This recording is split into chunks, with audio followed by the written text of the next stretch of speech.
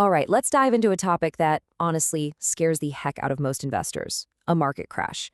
But what if I told you that moment of pure panic could actually be your single greatest opportunity? Today, we're going to break down how you can turn that fear into a seriously powerful advantage. Just picture it for a second. The market is a sea of red. The news is screaming about a crisis, and your gut, your every instinct is telling you to get out and sell everything. We all felt that in 2020, and for those who are around for it, back in 2008. So, what's the right play here? What should you really do? Well, here's the thing. The answer is probably the last thing you'd think of doing. It turns out that what feels right, that gut instinct to run, is usually the exact opposite of what you should be doing. It requires a total flip in how you think about a crash.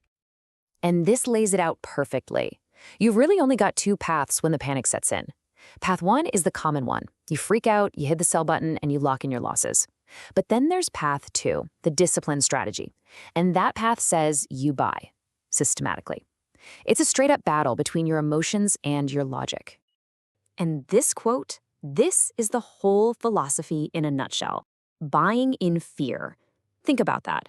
It means you're actively investing at the exact moment when everyone else is sprinting for the exits. It feels completely wrong, it's uncomfortable, but as we're about to see, it's also incredibly powerful. Look, it's one thing to say buy when there's blood in the streets, but how do you actually do that without just, gambling or guessing? You need a plan, a rock-solid, step-by-step strategy that helps you turn all that chaos into a real, measurable opportunity. Okay, so here's the game plan. And the key is, you do all this before a crash ever happens. Step one, you make your shopping list, a watch list of amazing, fundamentally solid companies that you've already researched and would love to own at a discount. Step two, you set your triggers. These are clear lines in the sand for when you'll take action. And step three, you deploy your cash in stages or tiers as the market keeps falling.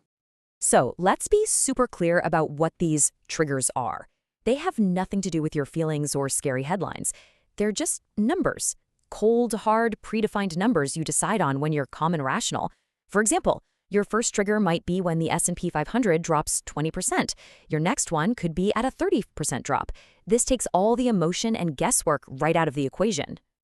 And here's what that looks like in the real world. Let's say you've got some cash saved up just for this scenario. The market hits your first trigger. Boom, down 20%. You automatically deploy a chunk of that cash, say 25%. If the selling continues and it hits your next trigger at down 30%, you deploy another 25%. See? You're not trying to be a hero and time the absolute bottom. You're just systematically buying on the way down. Now, I know what you're thinking. This sounds good on paper, but does this kind of discipline actually pay off?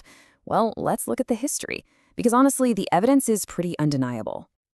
The reward for having this kind of plan can be absolutely massive. We are talking about potential returns in the range of 100 to 200%. That's not just a nice little gain. That's the kind of move that can completely change your financial future. The question is, where did these numbers actually come from?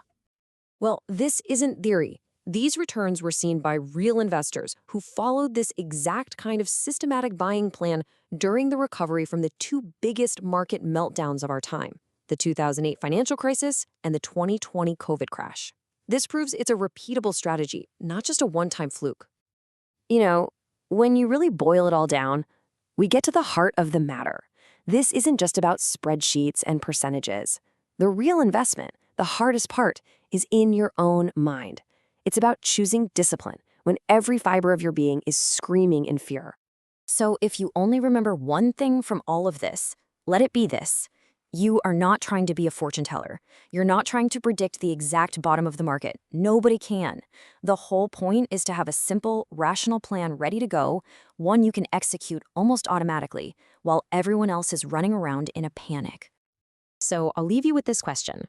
The strategy itself is simple, right? But doing it, that's the hard part.